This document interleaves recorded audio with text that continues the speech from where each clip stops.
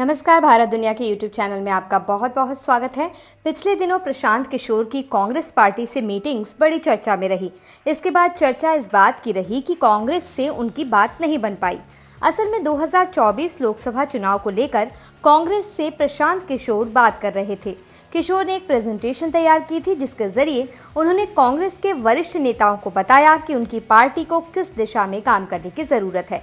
प्रशांत किशोर को देश का सबसे आला राजनीतिक रणनीतिकार माना जाता है। 2014 लोकसभा चुनाव से पहले उन्होंने भाजपा के साथ चुनाव मैनेजमेंट का काम किया था। प्रधानमंत्री नरेंद्र मोदी की बेहतर छवि और गुजरात मॉडल दोनों पर किशोर ने बारीकी से काम किया था। किशोर ने इसके बाद कई विधानसभा चुनावों में अलग अलग राजनीतिक दलों के लिए सलाहकार की भूमिका निभाई। 2017 के उत्तर प्रदेश विधानसभा चुनाव के अलावा प्रशांत किशोर लगभग हर बार कामयाब हुए। उन्होंने पश्चिम बंगाल में तृणमूल कांग्रेस के लिए यही भूमिका निभाई और भाजपा अपना पूरा दमखम लगाकर भी चुनाव जीत नहीं पाई। प्रशांत ने बीच में सक्रिय राजनीति में भी कदम रखा था और बिहार की जदयू ने उन्हें पार्टी में महत्वपूर्ण भूमिका दी थी। हालांकि जदयू के साथ उनका ये साथ चल नहीं पाया। हाल ही में कांग्रेस और प्रशांत किशोर के बीच लंबी वार्ता हुई और लगा कि वो कांग्रेस के साथ चले जाएंगे। अंतिम समय में कांग्रेस और प्रशांत किशोर में बात नहीं बन पाई।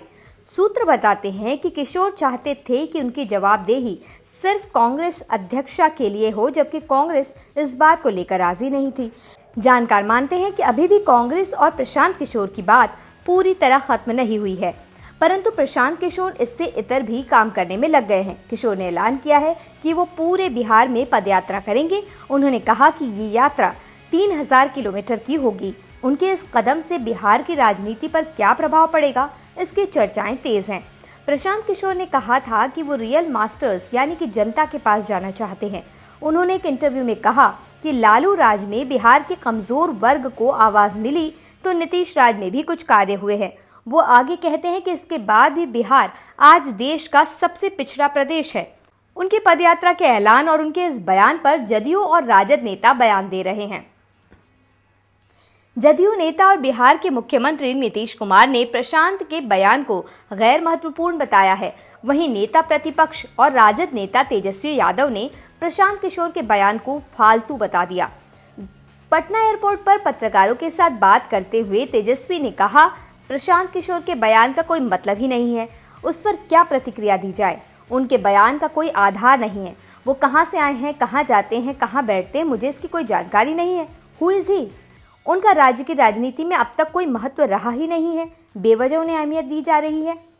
नीतीश कुमार और तेजस्वी यादव के बयानों से जाहिर है कि प्रशांत किशोर को ये दोनों बड़े दल सीरियस नहीं ले रहे हैं। अंदरूनी तौर पर यह भी चर्चा है कि प्रशांत किशोर ने भले ही कांग्रेस न ज्वाइन की हो, लेकिन वो कांग्रेस के लिए काम शुरू कर चुके हैं। ये पदयात्रा भी कांग्रेस को फायदा देने के लिए ही होने वाली है।